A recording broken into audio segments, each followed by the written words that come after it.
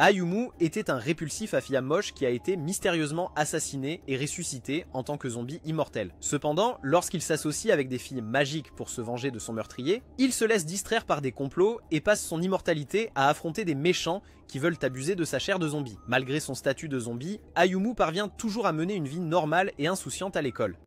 Sur le chemin du retour, un chat allait devenir la prochaine victime de Truck-kun. Alors l'idiot a décidé de jouer à Superman, mais a été immédiatement projeté de côté. Et en tournant, il a arraché la perruque d'un PNJ et le buisson l'a déshabillé jusqu'à ses piles AA, ce qui a effrayé les filles. Plus tard, il est rentré chez lui épuisé et quand il a vu Eucliwood, sa colocataire, il l'a remercié de l'avoir transformé en zombie. Cependant, elle a ignoré le fait qu'il ressemblait à un mineur de charbon et a exigé qu'il prépare le dîner immédiatement. Alors qu'il dînait plus tard dans la soirée, il a essayé de jouer le frère aimant, ce qui a poussé Eucliwood à lui fracturer le bras. Cela lui a rappelé qu'elle était vraiment une nécromancienne de l'au-delà et comment elle l'avait ramené à la vie après qu'il ait été poignardé par le Jack, l'éventreur du quartier. Alors qu'il se reposait sur le balcon, son ami Orito l'a appelé pour l'informer d'un nouveau meurtre aux informations et lui a demandé de rester prudent afin qu'il puisse continuer à copier ses devoirs de physique.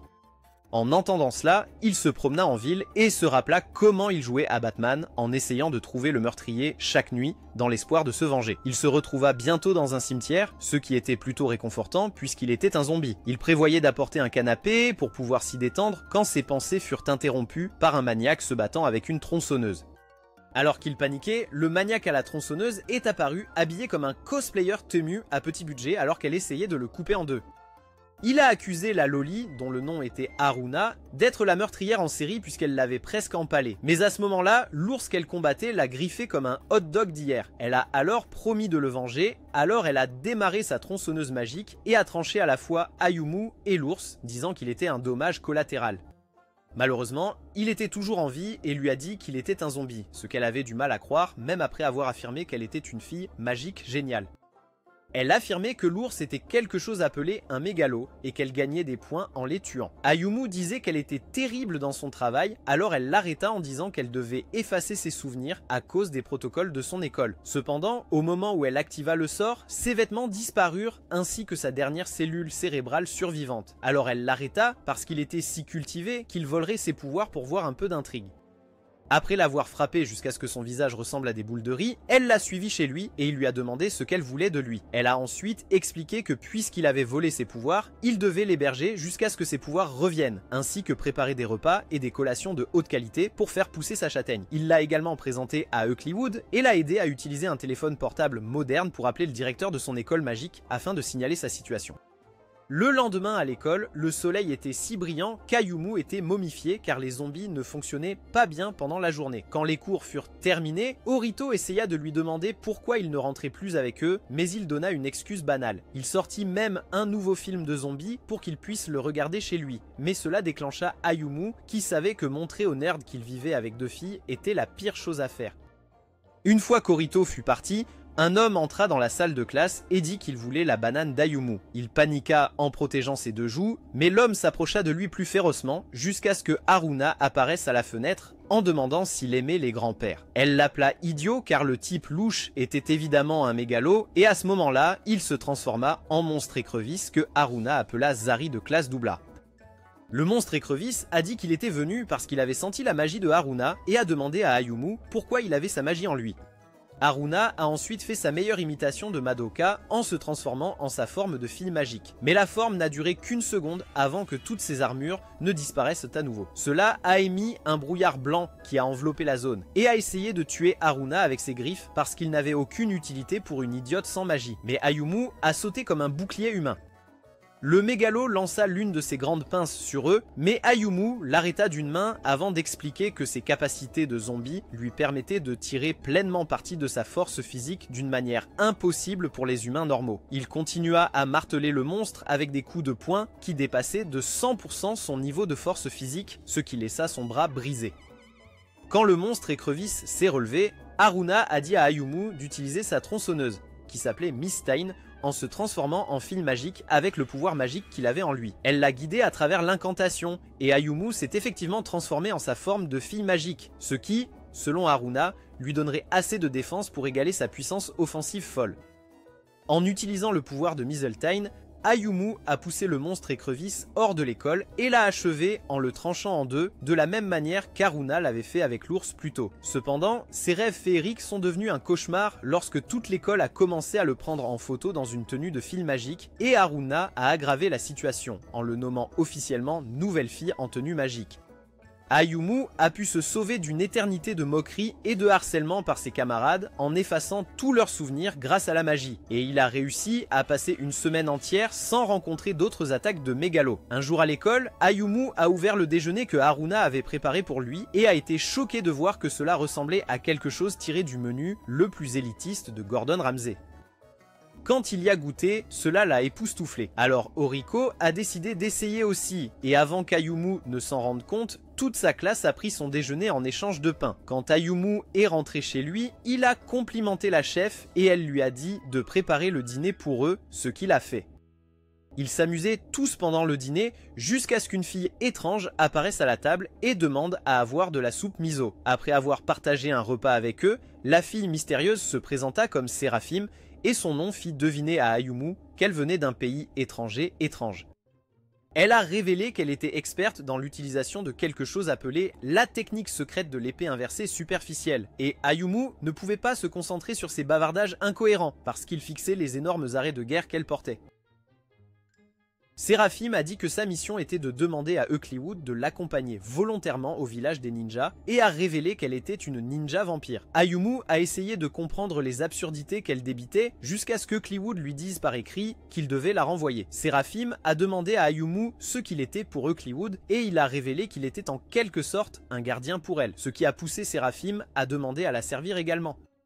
Elle leur a dit de l'appeler Sera, mais Eucliwood a refusé en affirmant qu'elle n'avait besoin que d'un seul serviteur. Séraphim a décidé de prendre la place d'Ayumu et elle lui a demandé de la suivre dans un endroit isolé où il pourrait se battre. Ayumu a dit qu'il ne voulait pas se battre avec une fille, mais Séraphim a exigé de l'affronter pour prouver lequel d'entre eux était le plus apte à servir Eucliwood. Il a donc accepté à contre-cœur. Ils se fixèrent dans un chantier de construction où Ayumu dit à Haruna qu'il n'avait pas besoin de son aide, et elle répondit qu'elle n'avait de toute façon pas l'intention de l'aider. Ayumu demanda à Sera si elle avait vraiment l'intention de le tuer, et elle répondit qu'elle devait le faire pour faire avancer sa mission. Elle a souligné qu'il n'était pas un humain vivant et cela a surpris Ayumu car personne jusqu'à présent n'avait eu assez de cellules cérébrales pour le comprendre. Elle a dit qu'elle le savait grâce à ses compétences de ninja, qu'elle prétendait utiliser pour le découper à plusieurs reprises jusqu'à ce qu'il ne puisse plus se relever. Lorsqu'elle a créé une épée en fusionnant plusieurs feuilles flottantes, Ayumu lui a rappelé que les zombies ressentaient toujours la douleur. Alors elle a demandé s'il abandonnait déjà. Ayumu a répondu qu'il ne laisserait pas une imitation bon marché de Tsune lui enlever sa reine glorieuse. Alors, elle l'a chargé avec plusieurs tentatives de le déchirer avec son épée. Ayumu a esquivé ses attaques jusqu'à ce qu'elle disparaisse soudainement dans les airs et commence à prêcher à nouveau sur sa technique de renversement superficiel. Soudain, elle apparut derrière Ayumu et lui infligea une entaille brutale dans le dos, ce qui le mit à terre pendant qu'elle le dénigrait. Il réalisa qu'il avait sous-estimé sa puissance lorsqu'elle le submergea avec ses frappes ultra rapides et il lui fallut toute sa force pour simplement esquiver ses attaques. Seira repoussa sa main et tenta de l'achever en l'empalant dans la poitrine. Mais Ayumu retint son épée avec sa super force pendant qu'elle était en lui pour l'empêcher d'utiliser sa technique et réalisa un coup spécial de Tanjiro en lui donnant un coup de tête à 250% de puissance physique. Malheureusement, l'attaque lui fit plus de mal qu'à elle, donc elle put s'envoler dans les airs et lancer des attaques à distance en utilisant la technique de renversement superficiel sur lui. Ayumu réussit à la faire descendre en lançant sa main sur son ventre, mais elle l'élimina en tombant en lui lançant un shuriken à la tête. Après cet échange, Seira a admis sa défaite pour montrer sa fierté en tant que vampire ninja avant de se téléporter. Quand Ayumu et Haruna sont rentrés chez eux, ils ont été choqués de voir Seira servir du thé à Eucliwood. Et quand Ayumu a demandé pourquoi elle n'était pas rentrée chez elle, elle a répondu que c'était sa nouvelle maison. Seira a dit qu'elle n'avait pas d'autre choix que de devenir la servante d'Ayumu et il a immédiatement essayé de profiter de la situation en disant qu'elle devrait obéir à toutes les commandes bizarres qu'il essayait de lui donner. Alors, elle l'a remis à sa place en l'appelant un animal sale. Cette nuit-là, Ayumu se reposait sur son lit lorsque Seira a envahi sa chambre par le plafond et lui a dit qu'Eucliwood avait fermé son cœur. Ayumu a dit que c'était sa façon d'être, mais Seira a soutenu que quelque chose n'allait pas puisque Eucliwood n'avait même pas pris en compte son offre. Et elle a demandé à Ayumu de faire quelque chose à ce sujet avant de quitter sa chambre. Il se souvenait de la façon dont il avait été instantanément captivé lorsqu'il l'avait rencontré il y a un mois, mais il avait gâché sa chance en essayant de l'impressionner avec quelques mouvements de danse de Chris Brown. Elle l'a réveillé après qu'il soit tombé comme un idiot, et a eu une conversation amusante avec lui qui a marqué le début de leur amitié. Sur le chemin du retour chez lui ce soir-là, il a entendu une femme se faire attaquer dans un bâtiment mystérieux, et comme tous les personnages stupides de films d'horreur, il est entré dans le bâtiment pour voir ce qui se passait. Il a vu du sang au premier étage du bâtiment, et a essayé de monter au deuxième étage, d'où provenait le cri, quand son corps s'est soudainement figé. L'assassin est apparu derrière lui et l'a transformé en beignet sanglant. Il s'est réveillé plusieurs heures plus tard dans un cimetière où Eucliwood a révélé qu'elle avait empêché sa mort avec ses pouvoirs de nécromancienne et a demandé à rester avec lui. De retour au présent, Ayumu et les filles s'amusaient au dîner quand Eucliwood attira soudain leur attention après qu'Haruna ait dit en plaisantant à Ayumu de mourir. Elle lui a dit de ne pas utiliser ces mots si légèrement, mais Haruna a stupidement décidé de continuer à les dire, alors elle l'a giflé et a dit que la mort était douloureuse. Quelques jours plus tard, Haruna faisait un rêve idiot où elle se battait sous sa forme de fille magique contre un pudding géant quand un réveil bizarre l'a réveillée en lui perçant la tête. À la table du petit déjeuner, Seira a demandé pourquoi il y avait tant d'objets bizarres chez eux, et Ayumu a répondu que ses parents continuaient à les lui envoyer de pays dont il n'avait jamais entendu parler. Il a parlé de la façon dont il l'avait laissé tout seul pendant qu'il parcourait le monde, et Seira a dit que c'était la raison pour laquelle il était devenu un idiot si misérable. Haruna était excitée lorsqu'elle a vu que le dernier morceau de pudding était encore dans le frigo. Mais quand elle l'a pris, Eucliwood est apparu et lui a attrapé la main. Elles ont décidé de jouer à un jeu de Jenga pour décider qui obtiendrait le pudding et Seira les a rejointes avec l'intention de partager le pudding en deux entre elle et Eucliwood si elle gagnait. Pendant que les filles s'amusaient à la maison, Ayumu luttait pour sa vie à l'école parce que le soleil était si intense qu'il devait porter un parapluie au-dessus de sa tête pendant les cours pour ne pas se faire griller. Orito a essayé de draguer des filles de leur classe en leur proposant d'aller au bowling avec lui, mais elles ont toutes refusé. Alors il a demandé à Ayumu à la place. Ayumu n'avait aucun intérêt pour le bowling, mais quand il a remarqué que les filles les regardaient, il a décidé de sauver son ami de perdre plus de points d'aura en acceptant son offre. Pendant ce temps, Seira a utilisé ses techniques de ninja pour empiler les blocs de Jenga d'une manière qu'elle pensait impossible à battre, jusqu'à ce que Haruna utilise sa tronçonneuse pour faire un coup incroyable qui lui a fait gagner la partie. Lorsqu'elle a commencé à célébrer, Seira lui a rappelé que le jeu était censé avoir seulement un perdant et non un gagnant. Alors, ils ont décidé de changer de stratégie et de régler le score en utilisant le shogi. Eucliwood a fini par gagner facilement, alors ils sont passés à un jeu de twister. Et Eucliwood a manipulé la roue de spinner pendant que les deux autres se positionnaient sur les tapis en parlant d'Ayumu. Au même moment, Ayumu et Orito se détendaient au bowling quand Orito a commencé à parler de ses fantasmes Gunner avec des femmes, ce qui a même fait grimacer Ayumu. Juste à ce moment-là, ils ont vu Eucliwood, Seira et Haruna dévaler l'allée, et Orito a immédiatement commencé à inventer des histoires louches à leur sujet. Mais Ayumu était terrifié parce qu'il savait qu'il serait grillé si quelqu'un de l'école découvrait qu'il vivait avec elle. Ayumu a demandé à aller aux toilettes, mais Orito l'a arrêté en disant que c'était son tour de jouer. Ayumu réalisa que les filles l'avaient repéré, alors il fit de son mieux pour cacher son visage. Mais il ne fallut pas longtemps avant que Haruna commence à l'appeler. Étant l'imbécile absolu qu'il est, Orito commença à cultiver son aura parce qu'il pensait que Haruna tombait sous le charme de son charisme. Mais ses illusions se brisèrent quand elle vint parler à Ayumu au lieu de lui. Ayumu était un idiot encore plus désespéré que son ami, alors il a utilisé un masque ridicule pour couvrir son visage et s'est présenté comme Ayumu masqué astérisque.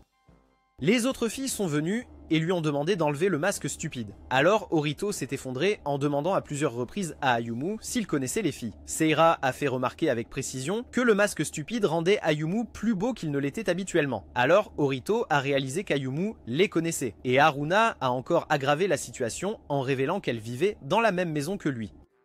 Orito a eu une réaction encore plus folle en demandant à Ayumu d'expliquer ce qui se passait. Et quand il l'a fait, Orito s'est senti mal que son meilleur ami lui cache un secret aussi juteux. Quand Ayumu s'est excusé, Orito a dit que ce n'était pas grave. Et il a demandé jusqu'où il était allé avec elle tout en imaginant des scènes suspectes entre Ayumu et les filles qui l'ont poussé à se cogner la tête contre une boule de bowling à plusieurs reprises. Avec la tête en sang, il a dit à Ayumu qu'il était jaloux de lui, et Ayumu a dit qu'il n'y avait rien à envier parce qu'il serait transformé en sac de sable s'il tentait quoi que ce soit avec elle. Orito était toujours étrangement jaloux, alors il a défié Ayumu à une partie de bowling sous la condition qu'il commencerait à vivre chez eux s'il gagnait. Cependant, Ayumu l'a facilement battu, et il a reçu un message sur son téléphone d'une fille qui l'invitait à venir la voir d'une manière particulièrement douce. « Tu sais quelle heure il est ?» Ayumu et Orito sont allés à l'hôpital où la fille du message séjournait. Et Orito a informé Ayumu que la raison pour laquelle il l'accompagnait était que la fille, qui s'appelait Kyoko, voulait le voir.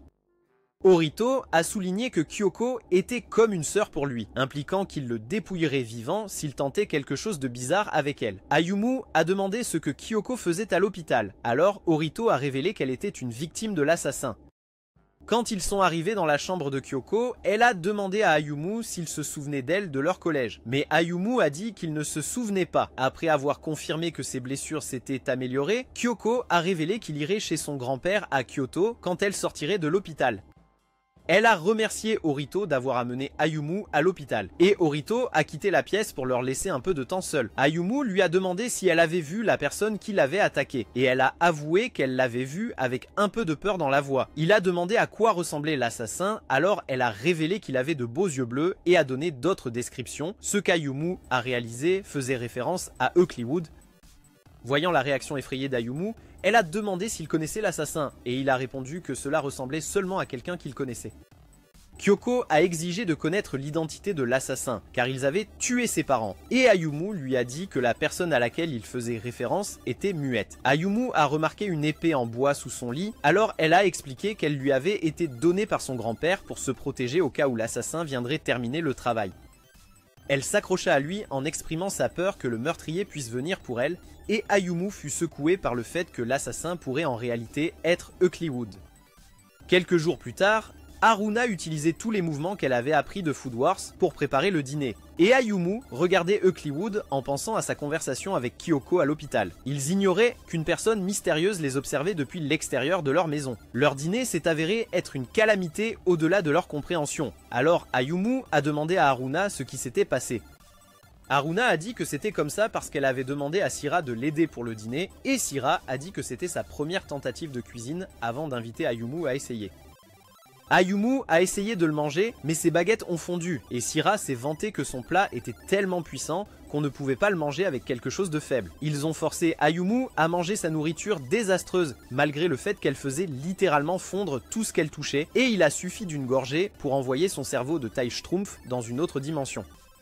Quand Ayumu s'est réveillée, les filles ont dit qu'elles avaient faim, alors Ayumu a commandé des pizzas et des fruits de mer pour elle avant que Haruna ne prenne le téléphone pour appeler son instructeur, Dai. Au téléphone, elle a dit à Dai qu'elle n'avait pas trouvé un artefact particulier qu'il cherchait, et quand Syrah a demandé quel était l'artefact, Haruna a dit que c'était quelque chose qu'ils appelaient la peur.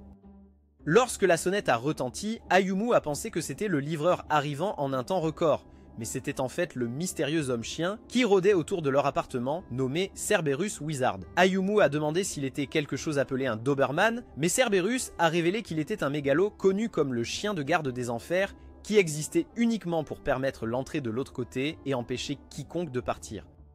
Cerberus a mentionné le fait qu'Ayumu avait réussi à s'échapper des enfers après y avoir été, et cela a fait réaliser à Ayumu que le gros chien essayait de le ramener en enfer. Les deux ont commencé à s'affronter et leur bataille s'est poursuivie dans le salon lorsque Cerberus a blessé Ayumu au bras. Eucliwood a guéri le bras d'Ayumu en utilisant la magie et Cerberus l'a immédiatement reconnu comme sa maîtresse.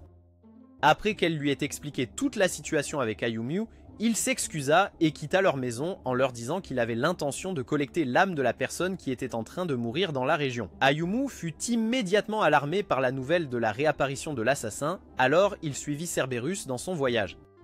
Ils ont atterri sur un certain toit où Cerberus a expliqué que Eucliwood prend la douleur de toute personne qu'elle guérit, impliquant qu'elle a ressenti la même douleur qu'Ayumu lorsqu'elle l'a guéri. Il a ajouté qu'elle était un être spécial qui était au centre de tout et qu'elle avait choisi de guérir ses blessures parce qu'elle le voyait aussi comme une personne spéciale. Ils sont allés sur la scène du crime où ils ont vu un corps ensanglanté et Cerberus a dit que l'âme n'était plus dans la région. Il a révélé que beaucoup d'âmes n'avaient pas atteint les enfers récemment et a supposé que ces âmes avaient dû être sacrifiées par quelqu'un comme offrande pour obtenir une quantité de pouvoir incroyable.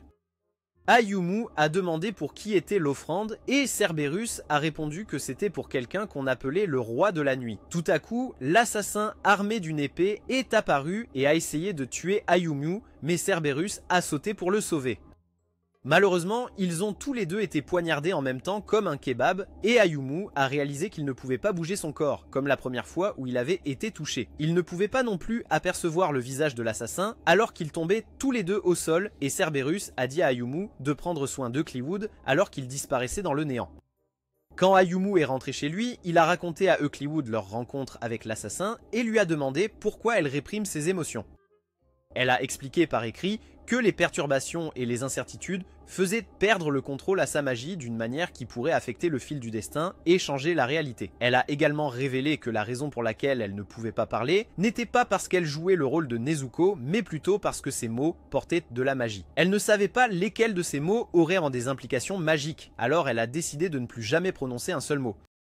Ayumu a demandé si elle pouvait au moins faire des bruits, mais elle a dit qu'elle ne pouvait pas et a expliqué qu'une douleur intense traversait sa tête lorsque ces mots devenaient magiques, ce qu'elle ne voulait plus que cela se reproduise. Elle lui a également dit que son sang accordait l'immortalité parce que son cœur était la source d'une immense puissance et a expliqué qu'elle portait ses gantelets et son armure pour réprimer sa magie parce que ses pouvoirs n'obéissaient pas à sa volonté. Elle ajouta que ses pouvoirs continueraient de fonctionner après sa mort. Et Ayumu répondit que c'était perturbant. Elle commença à pleurer en disant qu'Ayumu la détestait probablement et Ayumu demanda avec colère pourquoi elle dirait cela. Elle dit que c'était parce que ses émotions l'affectaient le plus fortement et se qualifia de monstre. Mais Ayumu rétorqua qu'elle était une fille gentille. Elle a demandé si elle pouvait continuer à rester avec lui, alors Ayumu a littéralement pris une page de son livre en lui écrivant des mots réconfortants. Il lui a dit de rire quand elle le voulait et a promis de s'occuper du destin si quelque chose arrivait, impliquant qu'il était prêt à affronter le roi de la peur, des missiles nucléaires ou même Goku pour continuer à rester avec elle. Wow, du calme. Le lendemain, une baleine géante est apparue dans la ville, alors Seira a volé Ayumu jusqu'à l'endroit et l'a lancé dessus, lui permettant de donner un coup de pied puissant. Haruna a révélé que le monstre était un classe A, un mégalo appelé le baleine bleu vaincu et faible, avant de dire à Ayumu de se transformer en sa forme de fille magique. Ayumu s'est transformé et a assuré à Eucliwood qu'il s'occuperait de la situation avant de sauter dans les airs pour rejoindre Seira dans un face-à-face avec la baleine. La baleine a tiré un énorme rayon laser sur Ayumu, qu'il a esquivé avant de demander à Haruna comment vaincre la baleine. Haruna a dit que le meilleur moyen était de couper la tête, mais il s'est plaint qu'elle était trop épaisse. La baleine a essayé de les empaler en utilisant plusieurs attaques d'eau, mais Ayumu et Seira les ont toutes esquivées et Haruna a aidé en utilisant ce qui restait de son pouvoir magique pour créer un champ de force qui maintenait la baleine dans le ciel.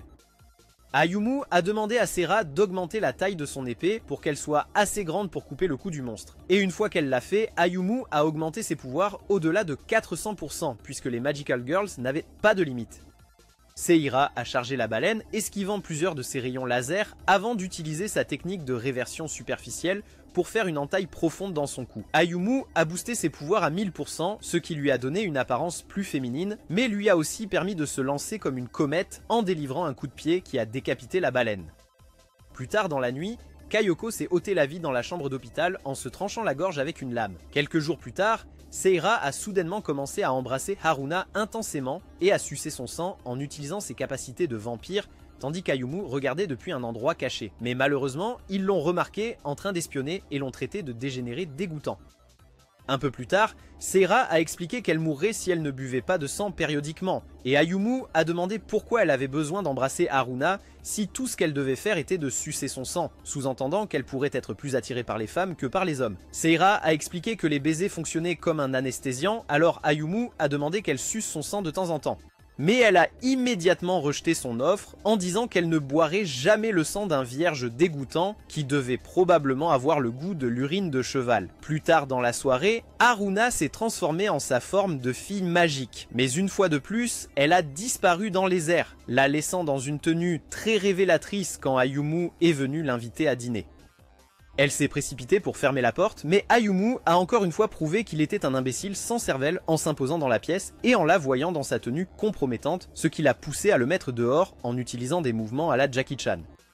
Quelques heures plus tard, les filles s'amusaient dans le bain quand Ayumu a reçu un appel d'une dame qui s'est avérée être l'instructrice d'Ai. Ayumu s'est présentée comme la fille en tenue magique qui agissait à la place de Haruna, et elle lui a dit de lui dire d'oublier le Kaiotofu, qui était le nom de la mission sur laquelle elle avait été envoyée.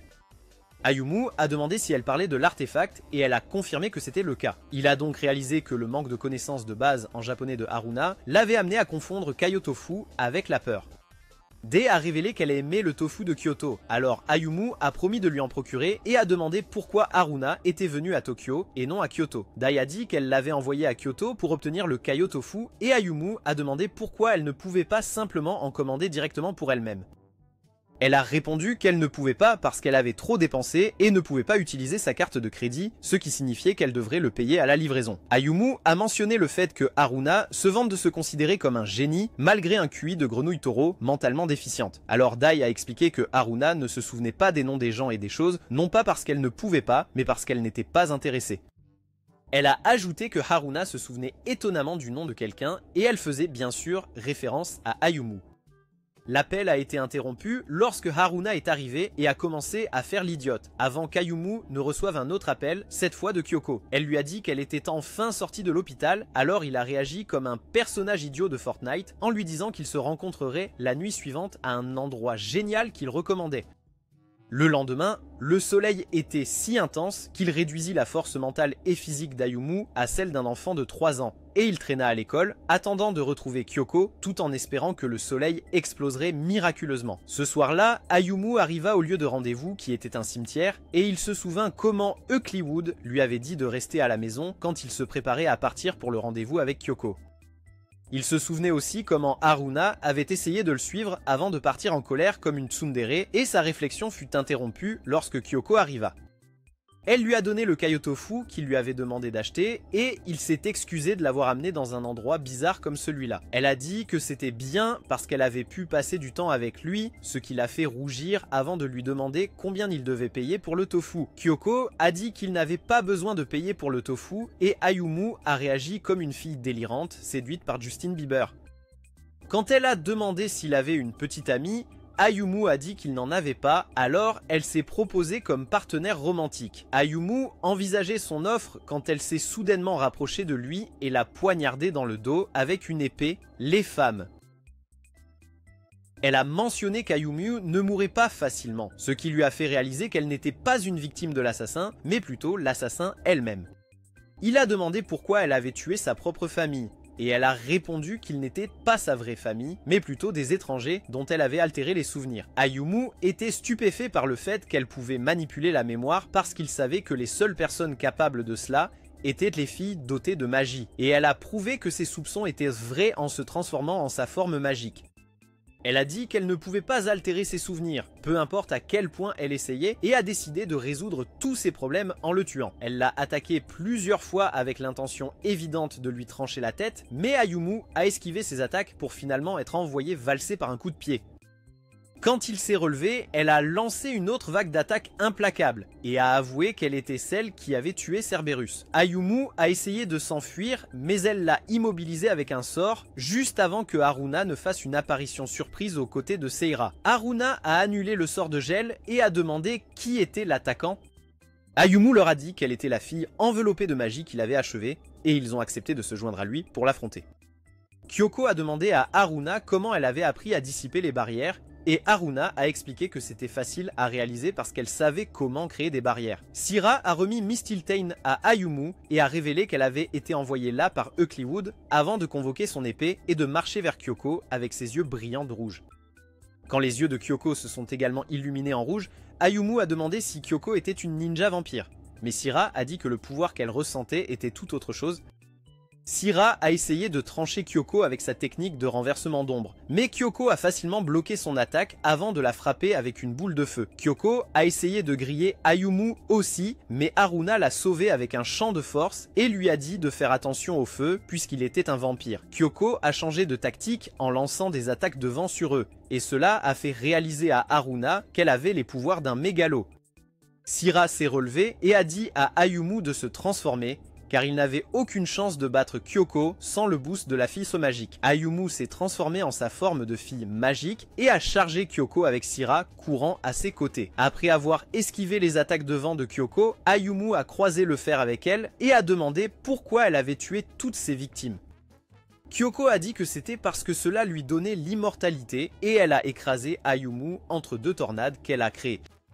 Elle a demandé si elle devait découper Ayumu en morceaux pour qu'il ne revive jamais, mais Ayumu a répondu en s'accrochant à elle avec sa force de fée amplifiée, permettant à Sira de mettre Kyoko à terre en plantant sa lame à travers Ayumu et dans son corps. Avant qu'ils ne puissent savourer leur victoire, Kyoko a renversé la situation en tranchant Sira et en confessant qu'elle avait 10 vies de plus. Elle lança une énorme boule de feu sur eux, qui se figea en chemin alors que Oakleywood fit une entrée spectaculaire. Allons-y. Kyoko lança 2 sorts de tornade sur Oakleywood, qu'elle dissipa sans même lever le petit doigt. Cela n'a fait qu'exciter davantage Kyoko, car elle chanta les louanges d'Oakleywood tout en la bombardant de plus de sorts, mais la version d'Oakleywood de l'infinité de Gojo était tout simplement trop solide pour que sa magie puisse la pénétrer.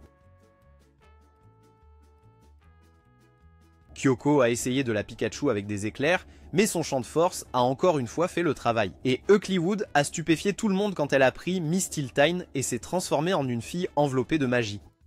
Après sa toute première expérience avec Haruna, Ayumu savait que la magie est absorbée par une magie plus forte, donc voir Oakleywood réaliser cette transformation lui fit comprendre qu'elle était celle qui attirait tous les mégalos dans la région.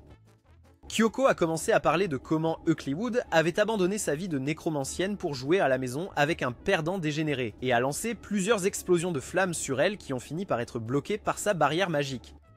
Cela a fait danser Kyoko de manière suspecte en disant qu'elle voulait la magie d'Oakleywood, et Ayumu a essayé de s'impliquer dans la bataille à venir, mais il a été arrêté par quelques mots qu'Oakleywood a brûlés sur le sol, lui disant de rester en arrière. Oakleywood et Kyoko sont allés dans une autre partie du champ de bataille où Kyoko a révélé que ses multiples vies lui permettaient de dépasser les limites du corps humain avant de lancer une explosion magique à 100%. Elle a tiré plusieurs autres décharges à 150% et 200%, mais elles n'ont pas pu ébranler la barrière magique d'Oakleywood. Alors que Oakleywood s'approchait lentement d'elle, Kyoko devenait encore plus folle avec ses attaques, lançant des décharges à 300%, 400% et même 500%, mais les résultats restaient les mêmes. Kyoko commença à halter d'épuisement, ses bras complètement brûlés à cause du contre-coup de ses propres attaques, et Oakleywood grava quelques mots dans le sol lui disant de rentrer chez elle. Mais au lieu de cela, elle chargea une autre explosion. Oakleywood murmura un seul mot qui désanima. Kyoko et Ayumu regardèrent avec stupeur, tandis que Sira expliquait qu'Oakleywood avait utilisé la magie de ses mots pour mettre fin à Kyoko en disant le mot mourir. Ayumu réalisa que cette capacité était la raison pour laquelle elle s'était vraiment mise en colère quand Haruna lui avait dit de mourir de manière désinvolte, et cela expliquait aussi pourquoi elle réprimait sa magie en retenant ses mots et ses émotions quand elle était avec ses amis. Kyoko se releva avec difficulté, mais Oakleywood la renvoya directement au sol en murmurant à nouveau le mot mourir, et elle continua à utiliser cette capacité surpuissante d'un seul mot, même si cela lui causait une douleur physique immense, car Kyoko continuait de se relever. Cela en arriva au point où Kyoko contrait ce mouvement en se détruisant ses propres tympans et s'agrippa à Oakleywood avant de libérer son énergie magique à pleine puissance. Cette attaque mit Oakleywood hors service. Alors Kyoko commença à se vanter auprès d'eux de combien avoir plusieurs vies était la chose la plus géniale qui soit. Haruna s'est emparé de Miss Tilten en exprimant sa colère face à la défaite d'Oakleywood. Et Seira a également dit à Ayumu qu'elle avait l'intention de tabasser la sorcière psychotique avec une nouvelle technique qu'elle avait créée. Les trois se sont précipités sur Kyoko et Seira a utilisé sa nouvelle technique qui consistait à attaquer avec un énorme essaim de feuilles en même temps. Mais Kyoko a facilement contré en la repoussant. Haruna a essayé de riposter en la fendant avec Miss Tilten, mais Kyoko l'a facilement projetée au sol. Juste au moment où il pensait avoir vu les limites de la folie de Kyoko, elle se poignarda à travers la poitrine avec son épée, ce qui lui permit de régénérer tous ses membres carbonisés ainsi que ses tympans éclatés. Kyoko décida de prendre leur vie aussi rapidement que possible puisqu'elle avait déjà perdu beaucoup des vies qu'elle avait accumulées auparavant et Ayumu décida d'égaliser les chances en se transformant en fille vêtue de magie. Kyoko lança une attaque en coup de sabre qui déchira Ayumu et au lieu qu'Ayumu esquive ou riposte, il se mit à parler de la valeur de la vie, ce qui ne fit que créer une ouverture pour qu'elle le tranche plusieurs fois de plus. Par terre, Ayumu dit à Eucliwood qu'il était temps de rentrer à la maison pour le dîner, et cela mit Kyoko tellement en colère qu'elle essaya de couper Ayumu en deux avec son épée. Ayumu arrêta son épée à main nue et la brisa avant de se relever. En marchant vers elle, il la remercia de l'avoir tuée parce que la vie qu'il vivait actuellement était moins solitaire que celle qu'il avait avant, et il lui prit la main en affirmant qu'il était temps pour lui de changer sa vie aussi. Kyoko a dit qu'elle avait l'artefact de la vie et Ayumu a répondu qu'il continuerait à la désanimer jusqu'à ce qu'elle manque de vie volée. Elle l'a fait lâcher prise en le frappant dans la poitrine, mais il a inversé la situation en la coupant en deux avec la tronçonneuse alors qu'il était au sol. Quand son corps s'est réattaché, elle a essayé de l'attaquer à nouveau, mais Ayumu a continué à la découper encore et encore avec la tronçonneuse jusqu'à ce qu'elle commence à s'enfuir de peur. Ayumu savait qu'elle en était à sa dernière vie et malgré ses efforts pour implorer sa clémence, Ayumu a dit qu'elle devait payer pour toutes les vies qu'elle avait volées. Il a souligné que toutes ses victimes, y compris lui-même, étaient tout aussi terrifiées par la mort qu'elle l'était lorsqu'elle les a tuées avant de lui lancer le plus grand des Detroit Smash. Il s'est avéré qu'Ayumu l'a épargné en visant la zone à côté de sa tête et il a retrouvé Eucliwood qui l'a remercié pour ses efforts héroïques avant d'exiger un festin pour le dîner. Leur conversation amicale fut interrompue lorsqu'ils remarquèrent que Dai était arrivé et vérifiait Kyoko. Dai a dit à Ayumu qu'elle l'aurait éliminé s'il avait vraiment eu l'intention de tuer Kyoko, et Ayumu l'a réprimandé pour ne pas avoir mieux élevé sa fille. Dai a révélé qu'elle avait des dizaines de millions d'élèves, impliquant qu'elle ne pouvait pas tous les former, et Ayumu était toujours en train de s'effondrer, alors elle a décidé de le faire taire en le grillant avec une énorme vague de magie de feu. Elle a dit qu'elle allait ramener Kyoko chez elle pour la rééduquer et Ayumu a demandé pourquoi elle n'était pas venue plus tôt si c'était son but. Alors elle a révélé qu'elle était là pour récupérer le tofu qu'il lui avait promis. Quand Kyoko s'est réveillée, Dai lui a dit qu'il était temps de rentrer à la maison, mais ils ont été interrompus lorsque le roi de la nuit a pris le contrôle d'elle et leur a dit qu'il se reverrait avant de disparaître avec son corps. Dai a dit à Haruna qu'elle allait le poursuivre avant de se téléporter, et Eucliwood a révélé que le roi de la nuit émettait une brume noire, similaire au pouvoir d'un zombie qu'elle avait détruit. Bien plus tard, Ayumu réfléchissait aux événements récents en mangeant des onigiris, quand Haruna et Seira ont commencé à faire du grabuge dans la cuisine. Il a commencé à s'extasier sur Eucliwood, qui festoyait à côté de lui, et lui a demandé s'il y avait d'autres zombies que lui. Elle a dit qu'elle avait une fois transformé un homme en zombie qui avait fini par être consumé par la malice, la forçant à le tuer. Ayumu a demandé s'il était son amant, mais elle a immédiatement répondu par la négative. Alors, il a essayé de la séduire en disant qu'il était là pour elle. Il a mentionné qu'il était invincible grâce à son pouvoir et aussi qu'ils avaient Seira et Haruna, ce qui a fait sourire Eucliwood avant que les filles ne les interrompent en invitant Ayumu à essayer un nouveau plat qu'elles avaient préparé. Quand ils sont partis, Ayumu a demandé à Eucliwood ce qu'elle pensait de la vie en ce moment et elle a répondu que ce n'était pas mal.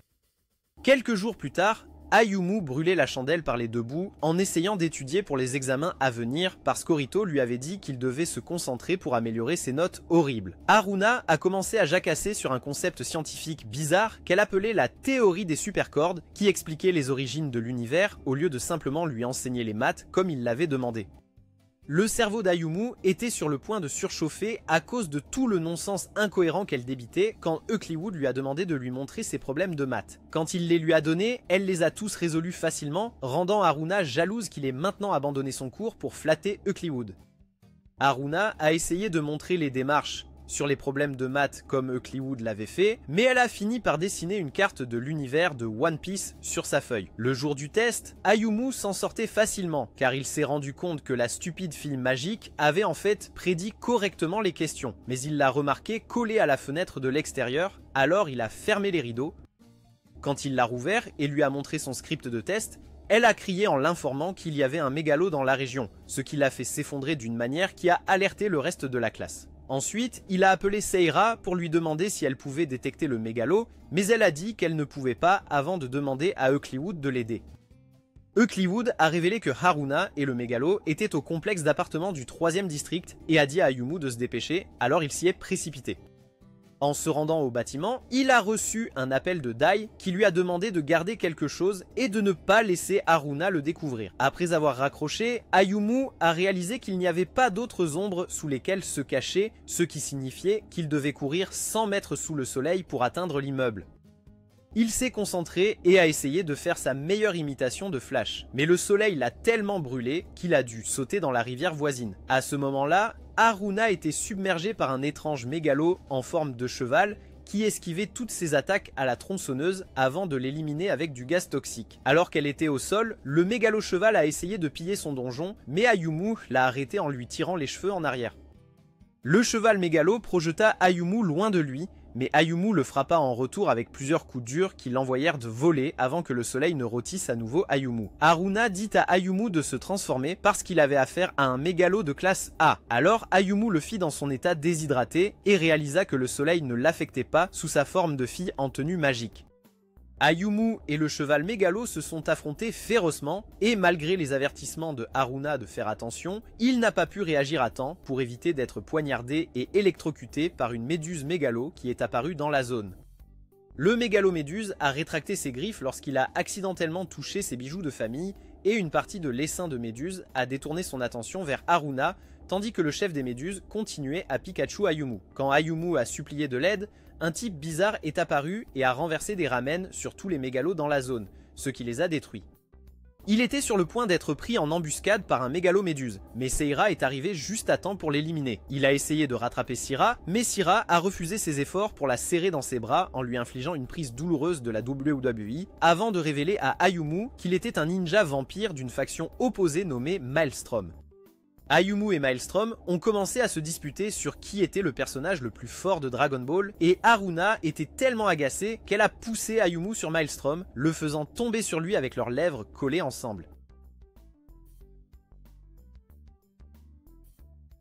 Quand Ayumu a essayé de se relever, il a réalisé que ses mains tenaient des coussins moelleux sur le corps de Maelstrom, ce qui lui a fait comprendre que c'était une fille, mais Haruna et Sira ne lui ont laissé aucun temps pour assimiler sa nouvelle découverte avant de le rouer de coups sans pitié.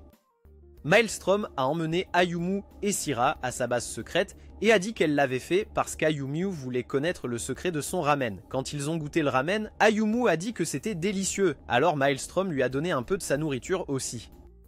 Il a demandé comment le ramen était capable de vaincre Mégalo, ce qui l'a amené à expliquer qu'ils ont amplifié le ramen de porc pané des stands de ramen du monde entier pour faire ce bouillon d'os de porc particulier, impliquant que le bouillon a été créé avec une recette qu'ils ont dérivée en volant toutes les recettes des grands restaurants. Ayumu n'était pas satisfait de sa réponse, alors il a demandé pourquoi elle couvrait Mégalo de ramen, et elle a utilisé un livre aussi grand qu'une encyclopédie pour expliquer tout le processus, laissant Ayumu épuisé.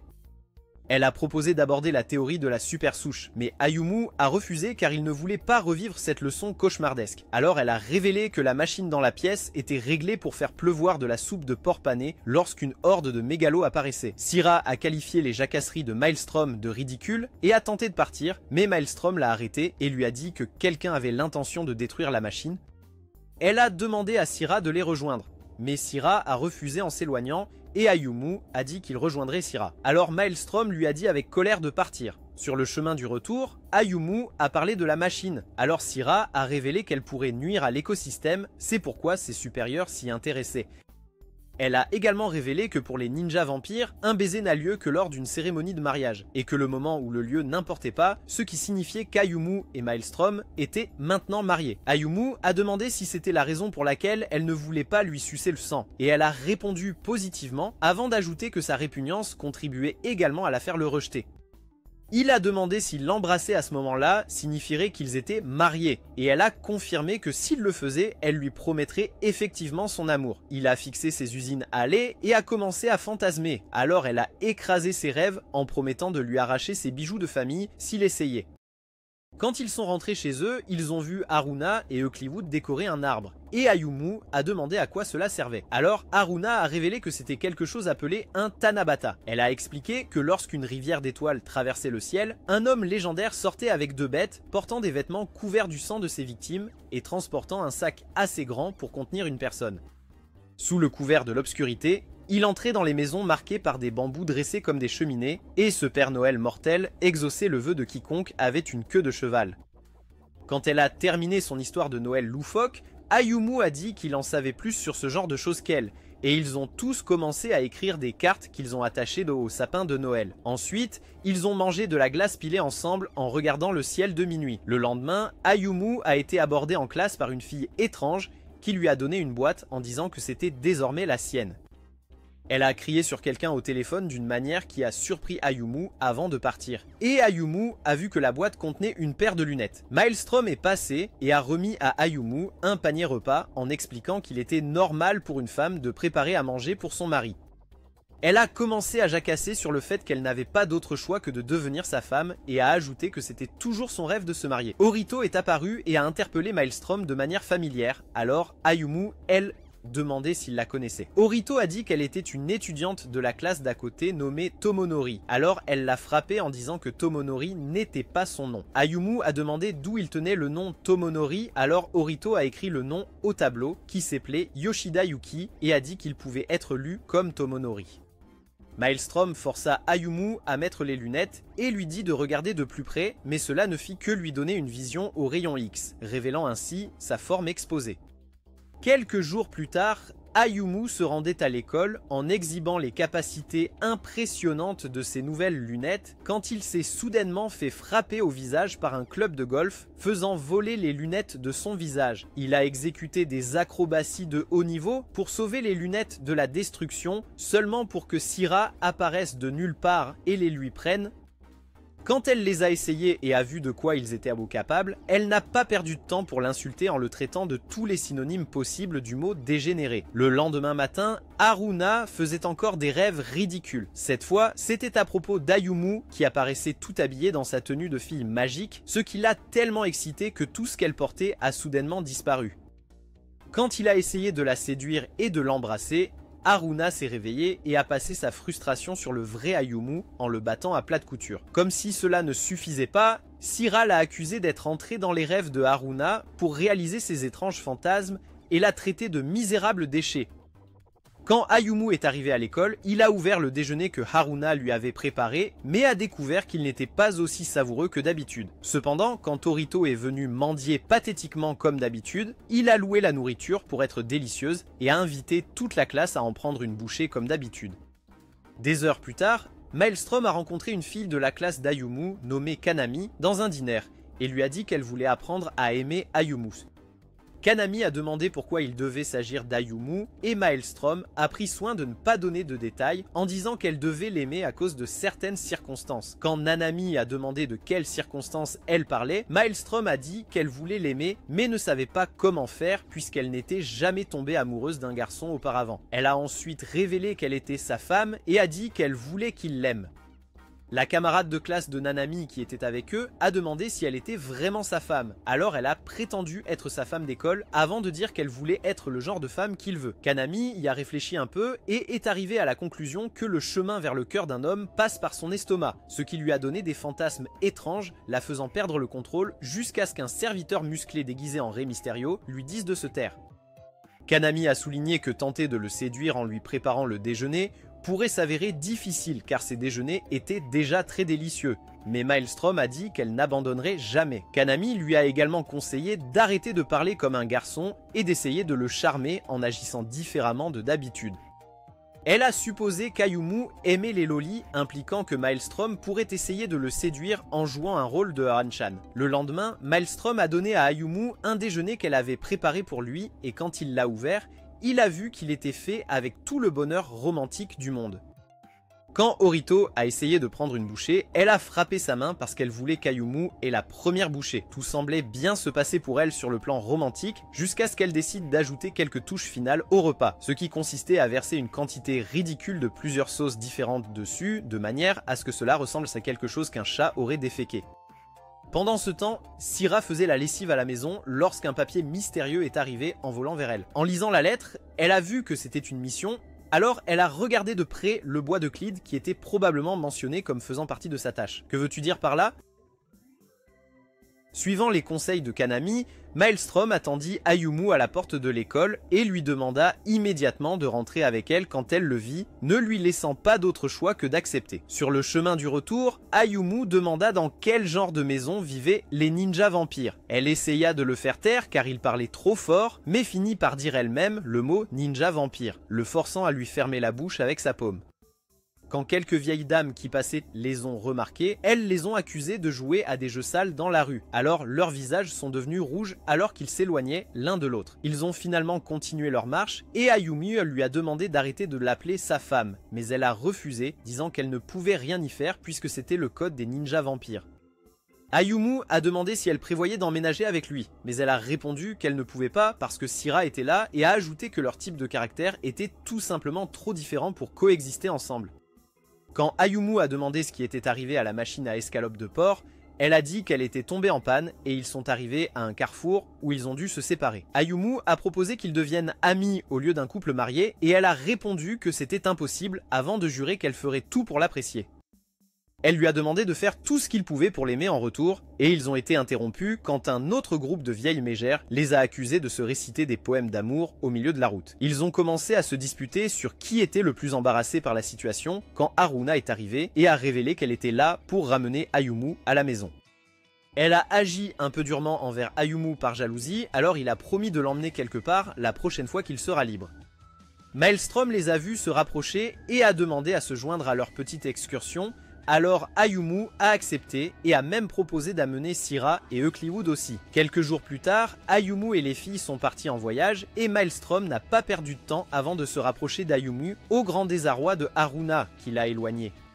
Les filles ont essayé différentes tenues élégantes au centre commercial et Ayumu s'inquiétait que les quelques billets qui lui restaient dans son portefeuille allaient être épuisés par toutes leurs dépenses. Il a suggéré un cosplay de Filcha pour Syrah et elle l'a d'abord refusé sèchement mais a fini par les essayer quand même. Quand Ayumu a essayé de jeter un coup d'œil sur elle dans cette tenue, elle lui a transpercé les yeux avec 2 shurikens. Quand Ayumu retrouva la vue, il remarqua que les filles faisaient maintenant des achats de sous-vêtements et Maelstrom vit une jolie nuisette qui lui fit avoir des rêves bizarres sur Ayumu, ce qui la fit s'évanouir. Après leurs achats, Ayumu portait une pile de sacs de course alors qu'ils se dirigèrent pour manger, ignorant qu'un homme mystérieux les observait de près. Ayumu et les filles sont allés dans un restaurant de ramen où Maelstrom a essayé d'ajouter un ingrédient spécial à elle dans le plat, mais Ayumu l'a arrêté et lui a dit de respecter le chef. Ensuite, Haruna et Ayumu étaient assis seuls pendant que le reste des filles jouaient au jeu d'arcade et elle lui a demandé pourquoi il avait embrassé Maelstrom. Ayumu a répondu que c'était juste un accident causé par elle, et avant que Haruna ne puisse s'effondrer correctement, Maelstrom est venu pour entraîner Ayumu à jouer à des jeux d'arcade avec elle. Les 5 ont beaucoup amusé ensemble en jouant à des jeux et en prenant des photos au photomaton, puis ils sont allés sur une grande roue où Haruna a dit que c'était ridicule qu'Ayumu et Maelstrom soient mariés après un simple baiser. Syrah a dit que c'était le code des ninjas vampires et Haruna a mentionné le fait qu'ils n'étaient pas mariés malgré le fait qu'ils avaient échangé un baiser. Syrah a expliqué que c'était quelque chose qu'elle faisait juste pour lui sucer le sang et Maelstrom a ajouté que les baisers entre filles ne comptaient au pas. Quand ils sont descendus de l'attraction, Haruna a rejoint Ayumu à un distributeur automatique et lui a demandé de l'embrasser. En même temps, Eucliwood regardait tous les prix qu'elle avait gagnés à l'arcade quand l'homme mystérieux qui les suivait est arrivé et l'a appelé par son nom. Ayumu a essayé de refuser son offre, mais Haruna l'a séduit de la seule manière qu'elle connaissait, en le frappant sans pitié jusqu'à ce qu'il cède. Lorsqu'ils ont retrouvé le reste du groupe, ils ont remarqué qu'Eucliwood était introuvable. Eucliwood a rencontré l'homme sur un toit et l'a immédiatement poignardé avec une faux qu'elle a invoquée, mais il n'a pas été perturbé car il a révélé qu'il était venu là parce qu'il avait remarqué qu'elle s'amusait beaucoup. Il a dit que c'était ironique qu'elle le voie, lui qu'elle voulait éviter le plus, un jour où elle était submergée de bonheur, et a demandé si elle voulait vraiment l'éviter à ce point. Syrah a dit qu'il était possible que ce soit l'un de ses supérieurs qui ait kidnappé Eucliwood et a révélé qu'elle avait reçu l'ordre de tuer Eucliwood, ce qui a poussé Ayumu à demander pourquoi il voudrait l'éliminer malgré son objectif initial de vouloir la ramener au village avec elle. Eucliwood a demandé à l'homme s'il la détestait et il a répondu que oui parce qu'il pensait qu'ils seraient ensemble pour toujours. Elle a dit que c'était impossible et il savait que c'était parce qu'elle ne pouvait pas lui pardonner d'avoir tué quelque chose appelé un 7e abîme, c'est pourquoi elle lui a dit de disparaître de manière froide. Elle a demandé ce qu'il voulait et il s'est dirigé vers une paire de jumelles dans la zone en mentionnant qu'elle s'était fait des amis. Syrah a expliqué à Ayumu qu'elle avait reçu l'ordre d'assassiner Eucliwood parce que sa magie était responsable de l'augmentation de l'apparition des mégalos et Ayumu a immédiatement crié qu'elle ne pouvait pas obéir à ses ordres. Il a demandé si elle avait l'intention d'obéir aux ordres, mais elle ne lui a pas donné de réponse claire avant de décider de chercher Eucliwood elle-même. Quand Ayumu a commencé à jacasser sur le fait que les ninjas vampires n'étaient qu'une version contrefaite des shinobi dans Naruto, Syrah a dit qu'il n'avait aucune idée de l'importance de leur mission et Maelstrom a ajouté qu'ils ne pouvaient pas enfreindre leur code, c'est pourquoi elle devait aller jusqu'au bout avec leur mariage. Ayumu a élevé la voix en demandant à Syrah de dire sincèrement si elle voulait mettre fin à Eucliwood ou non, et Syrah a presque fondu en larmes en répondant qu'elle ne le voulait pas. Haruna a décidé de détendre l'atmosphère en disant qu'elle allait chercher Eucliwood elle-même, et quand elle est partie en courant avec Maelstrom, Ayumu a dit à Syrah qu'elle était toujours honnête. Syrah le remercia de l'avoir aidé à prendre sa décision et déclara qu'elle allait abandonner la mission avant de s'enfuir avec lui pour rejoindre les autres. L'homme mystérieux dit à Eucliwood que ses amis la cherchaient désespérément et l'invita à regarder à travers les jumelles. Lorsqu'elle a jeté un coup d'œil, il a détruit les charnières de la grande roue d'un claquement de doigts, faisant s'écraser la gigantesque roue sur Ayumu. Ayumu a survécu à l'impact, mais l'homme a menacé de mettre ses amis dans encore plus d'ennuis, ce qui a fait dérailler ses émotions. Tout à coup, une poupée de poulet géant est apparue et Haruna a immédiatement reconnu que c'était une poupée de nécromancien et non un mégalo. Ils ont essayé de s'enfuir, mais elle a capturé Haruna en s'asseyant sur elle. Alors le groupe a fait de son mieux pour l'en éloigner. Eucliwood supplia l'homme de ne pas blesser Haruna, mais il dit que c'était elle qui avait invoqué la poupée et rappela qu'elle avait juré de ne plus jamais parler ni ressentir d'émotions parce que ces émotions apportaient le chaos. Il l'appela le messager de la mort et cela la figea dans le désespoir jusqu'à ce que Dai fasse une apparition surprise. Il l'a reconnue immédiatement comme la professeure de l'académie de magie de Meitli et elle fut surprise qu'il la connaisse, alors il révéla qu'il y avait beaucoup de rumeurs sur sa puissance qui circulait dans le monde souterrain. Il lui a demandé ce qu'elle voulait et elle a répondu qu'elle ne pouvait pas rester les bras croisés pendant que quelqu'un faisait du mal à l'un de ses précieux élèves. Syrah a attaqué la poupée avec sa technique de réversion superficielle, mais cela n'a même pas laissé de marque. Et Ayumu a enchaîné en lançant des coups de poing à 500 et 600% de sa puissance, mais cela n'a créé que de légères vibrations sur le corps de la poupée. Maelstrom a commencé à traîner la poupée par la queue, tandis qu'Ayumu et Syrah faisaient de leur mieux pour la soulever, mais il a suffi d'une seule explosion magique de Dai pour éloigner la poupée. Ayumu et les filles sont allées voir Maelstrom, qui était maintenant écrasé par le poids de la poupée, et la poupée a soudainement disparu dans une lumière éclatante. Maelstrom a commencé à chanter des mots étranges, avec un regard vide dans les yeux, et cela a manifesté une énorme bête dotée de capacités de flamme. Dai remarqua qu'Ayumu n'avait pas Mistiltein avec lui, alors elle l'aida en utilisant un sort pour le téléporter à leur emplacement. Syrah a bloqué une explosion de flamme par le monstre, permettant à Ayumu de se transformer en sa forme Magic Land, et Maelstrom a terminé un dernier chant, ce qui a permis au monstre de lancer une énorme explosion de flammes qui a enveloppé la zone. L'homme mystérieux a réalisé que le monstre auquel ils avaient affaire était l'arme ultime recouverte de magie dont Kyoko parlait, et Dai a révélé à Eucliwood qu'il n'avait pas d'interrupteur parce qu'il était programmé pour s'éteindre automatiquement. Elle a cependant souligné qu'il risquait d'exploser maintenant qu'il était hors de contrôle et a dit que tout espoir dépendait de la capacité d'Ayumu à l'arrêter. Ayumu a dit à Syrah d'ouvrir la barrière magique qui contenait le monstre pour qu'il puisse l'affronter et sauver Maelstrom. Quand elle l'a fait, il s'est dirigé vers Maelstrom mais a été touché plusieurs fois à la jambe par des lasers de flammes en chemin pour la rejoindre. Quand il l'a rejointe, il a demandé pourquoi elle pleurait et elle lui a demandé de la sauver juste avant que le monstre ne commence à passer à la vitesse supérieure. Maelstrom a commencé à demander ce qui lui arrivait et Ayumu a essayé de se forcer à entrer dans une autre barrière qui les contenait, mais elle lui a demandé de rester à l'écart pour qu'il ne soit pas aussi réduit en morceaux. Cependant, Ayumu est entré dans la barrière et l'a serré dans ses bras en affirmant qu'il ne l'abandonnerait jamais. Son charme était si puissant qu'il l'a ramené à la raison et le monstre a disparu avec son énergie explosive.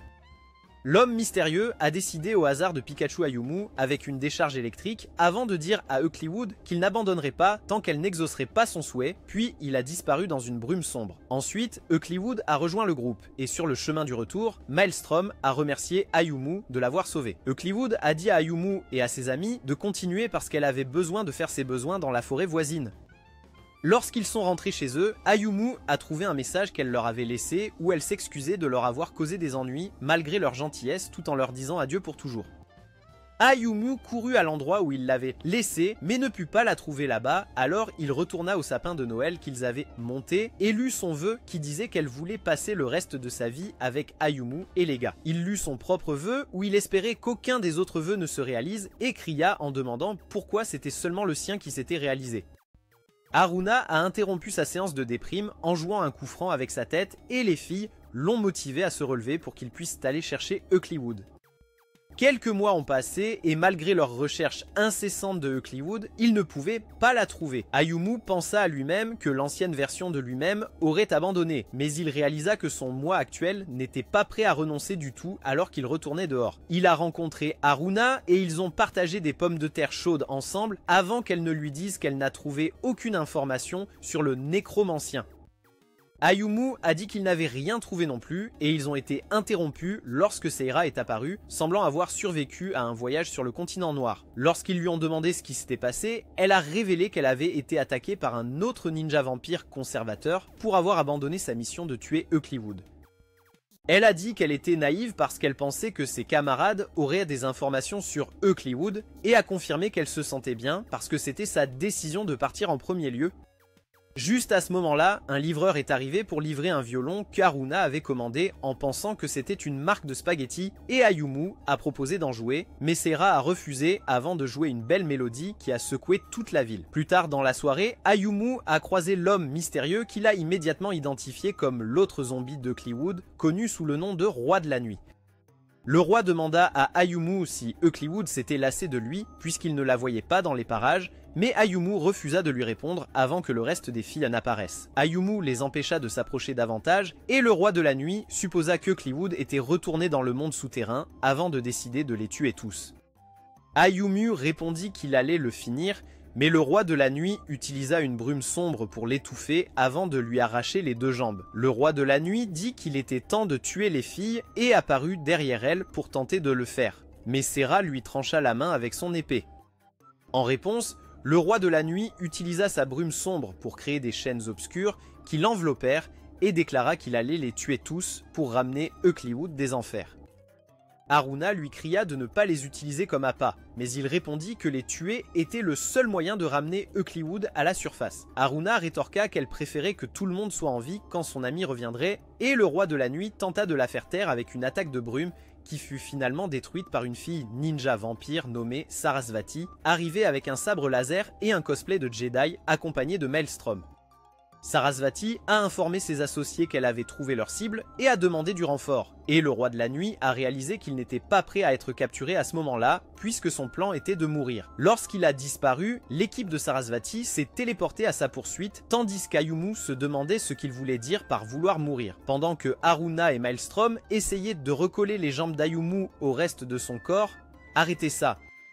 Obtenez de l'aide, Seira a rencontré Seras, qui l'a traité de traîtresse et a dit qu'elle ne voulait plus jamais voir son visage. Ayumu a demandé à Maelstrom pourquoi elle était venue avec les ninjas conservateurs et elle a répondu que c'était une urgence, impliquant qu'il n'y avait pas de temps pour se battre entre eux avant de partir rejoindre la recherche du roi de la nuit. Comme les jambes d'Ayumu étaient collées dans le mauvais sens,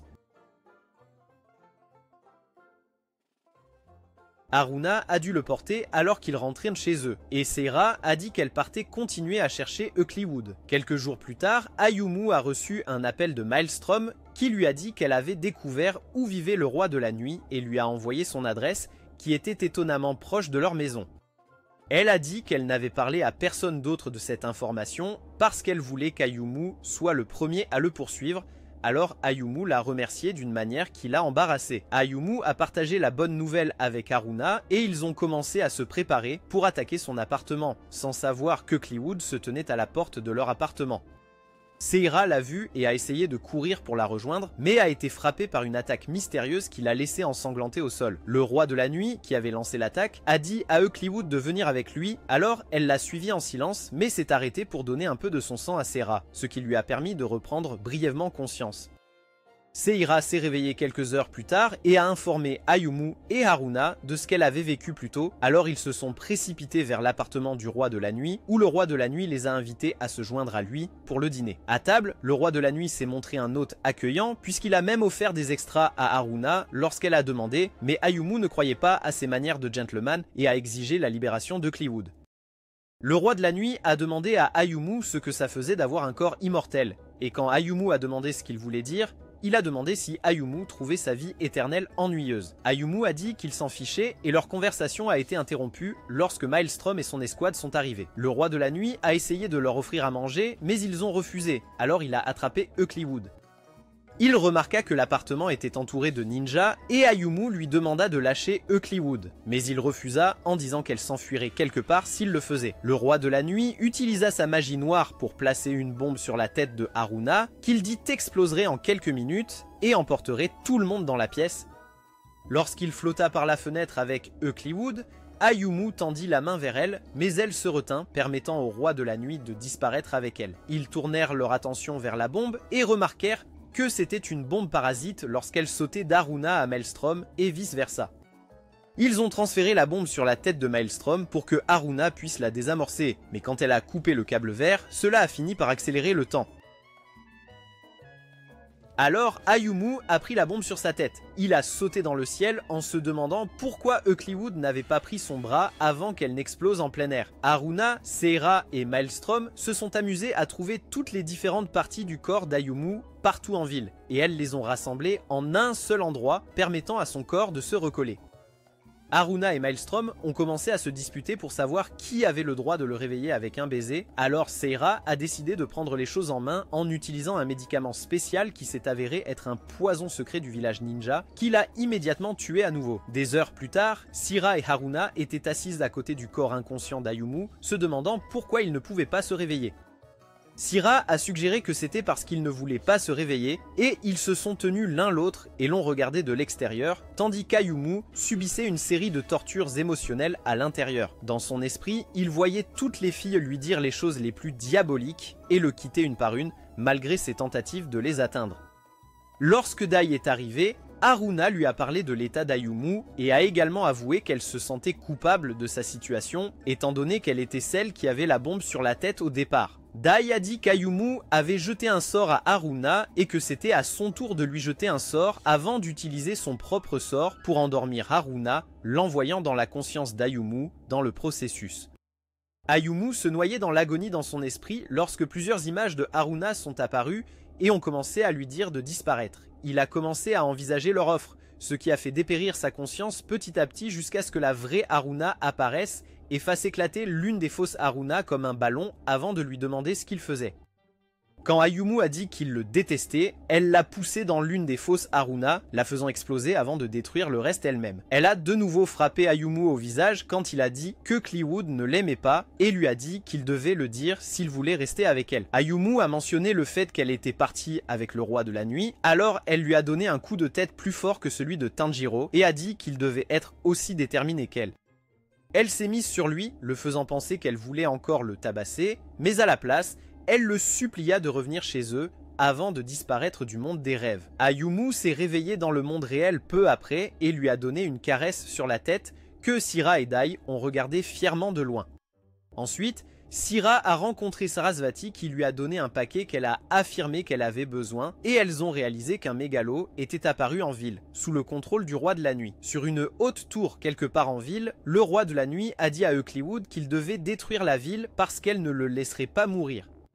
Ayumu et Haruna sont arrivés dans la pièce et Ayumu a dit à Eucliwood qu'il était temps pour eux de rentrer ensemble, mais elle a répondu en demandant si c'était paisible sans elle. Ayumu a dit que oui, mais a déclaré que ce n'était pas suffisant parce qu'ils avaient besoin d'elle et a attrapé un morceau de papier qu'elle était sur le point de lui envoyer qui disait qu'elle lui causait des ennuis et l'a jeté en disant qu'il s'en fichait.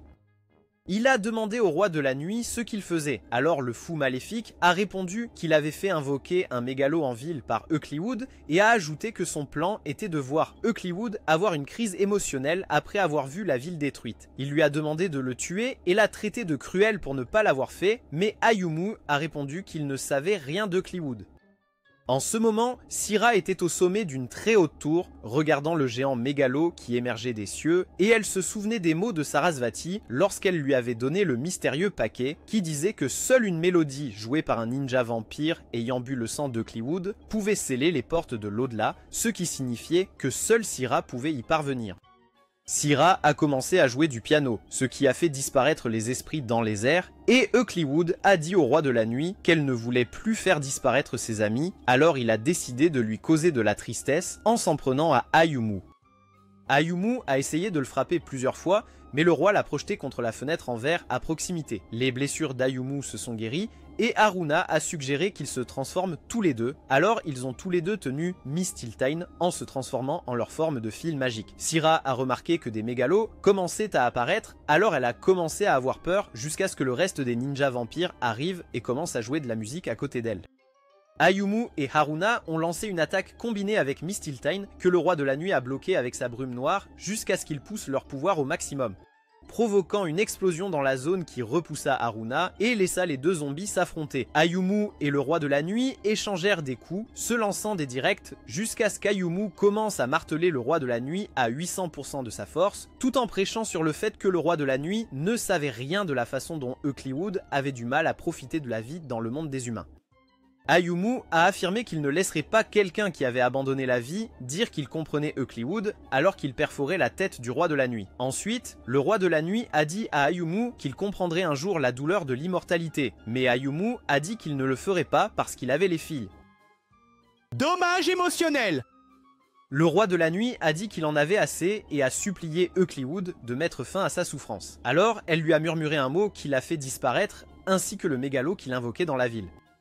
Plus tard dans la nuit, Ayumu s'accrocha à Eucliwood en exigeant qu'elle reste avec lui. Et à sa surprise, elle répondit de sa voix qu'elle resterait avec lui quoi qu'il arrive. Ayumu la serra dans ses bras et ils échangèrent encore quelques mots d'amour avant que Haruna ne fasse irruption dans la pièce.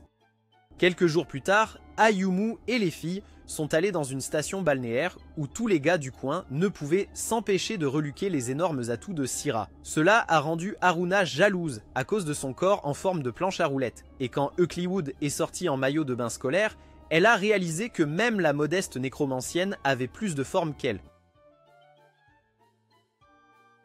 Ayumu se détendait à la plage avec les filles quand Maelstrom et ses amis sont arrivés pour les rejoindre. Les amis de Maelstrom ont invité Eucliwood à jouer avec eux, alors ils ont tous joué au ballon de plage ensemble, pendant qu'Ayumu regardait et que Syrah était là pour le traiter de dégénéré à nouveau. Syrah a mentionné que Eucliwood s'amusait et lui a demandé si c'était une bataille difficile, mais Ayumu a répondu en cultivant son aura, tout en affirmant que ce n'était pas un gros problème puisqu'il était un zombie. Haruna a réduit ses points d'aura à nouveau en négatif en lui lançant un ballon de plage au visage. Et Dai était quelque part dans le complexe en train de se détendre aussi. Ayumu s'est dirigé vers une autre section du complexe où il a vu Sarasvati chanter quelques classiques de Rihanna sur scène et a également remarqué qu'Aorito faisait partie du public. Il s'est approché d'Aorito et a demandé qui était cette piètre excuse d'idole. Alors Aorito a révélé qu'elle était une étoile montante qui se faisait appeler Lovely Kurara. Ayumu a réalisé que son ami était obsédé par elle. Et Syrah a été stupéfaite en voyant Sarasvati se produire sur scène, alors elle est montée et a demandé ce qu'elle faisait. Sarasvati a dit qu'elle ne faisait pas de mission, mais qu'elle vivait plutôt sa vie quotidienne en tant qu'idole nommée Lovely Kurara, et a raconté des bêtises sur le fait que le monde des idoles était la plus belle chose qui soit. Soudain, ils ont remarqué que Syrah avait dépassé Maelstrom dans le classement des idoles. Alors Sarasvati a décidé de la défier dans une bataille sur scène. les deux ont chanté leur chanson d'anime préférée, tandis que la foule devenait folle, jusqu'à ce que Sarasvati décide de passer à la vitesse supérieure en changeant de costume pour un déguisement suspect. Syrah a égalé son énergie en mettant ses propres vêtements sophistiqués, ce qui a fait crier la foule si fort que le toit a failli s'envoler. Ils se préparaient dit pour leur prochaine confrontation quand Haruna est soudainement apparu sur scène, vêtu de vêtements punk, et a chanté sa propre version du diss track de Kendrick Lamar, ce qui a fait vibrer la foule si fort qu'elle a grimpé dans les classements. Sa performance est devenue encore plus folle lorsqu'elle a apporté des armes dangereuses et des effets de flammes, ce qui a terrifié tous ceux qui avaient des neurones en état de marche, mais a plu aux otaku dans la foule. Ayumu a commencé à s'effondrer en essayant de trouver un moyen d'arrêter cette torture auditive. Et Eucliwood est apparu, semblant très intéressé par la performance de Haruna, alors il lui a demandé si elle voulait chanter aussi. Daisy est apparue et a présenté une grande machine qu'elle a dit avoir la capacité d'absorber la magie et de la transférer à une autre personne, ce qui signifierait qu'il pourrait temporairement prendre le vœu de silence de Eucliwood. Quand la performance de Haruna s'est terminée, les lumières se sont éteintes et une musique plus douce a commencé à jouer alors que Eucliwood bénissait les oreilles de la foule ainsi que les spectateurs avec de la musique vraiment bonne. Ayumu mettait l'armure d'Eucliwood tout en étant attaché à la machine. Et quand il a dit qu'il était heureux pour Eucliwood, il a soudainement été frappé par une énorme vague de douleur que Dai a expliqué provenir de la magie d'Eucliwood en lui. Eucliwood s'est soudainement arrêté de jouer lorsqu'elle a réalisé que la machine s'était éteinte. Mais heureusement, Haruna était juste là pour partager sa magie avec elle, leur permettant d'avoir le duo le plus mignon imaginable, tandis que Syrah et Sarasvati dansaient derrière elle. Ayumu a commencé à lorgner sur les canons rebondissants de Syrah, et il a dit qu'il souhaitait que toutes les filles puissent porter des tenues aussi raffinées que celles qu'elle portait, ce qui lui a causé une douleur intense à cause des effets de la machine. Tout à coup, Miss Tiltane est apparue et a laissé échapper une voix qui disait qu'il réaliserait le souhait d'Ayumu. Alors Ayumu a réalisé que ce scénario bizarre se produisait à cause du pouvoir d'Eucliwood d'affecter la réalité. En un clin d'œil, les vêtements de chaque fille dans la zone se transformèrent en uniformes OnlyFans et Syrah remercia Ayumu pour son souhait louche en le traitant de plus gros déchet de la terre tout en lui assénant un coup de pied brutal qui l'envoya à travers le sol. Quelques jours plus tard, Ayumu est rentré chez lui après l'école et a rejoint les filles à la table pour déguster une autre calamité d'un autre monde que Syrah avait préparé pour eux. Pensez-vous qu'Ayumu et compagnie pourraient battre Dai si elle décidait de devenir maléfique? Faites-le nous savoir dans les commentaires. C'est tout pour la vidéo d'aujourd'hui. Si vous aimez les résumés d'animes comme celui-ci, regardez cette vidéo ici.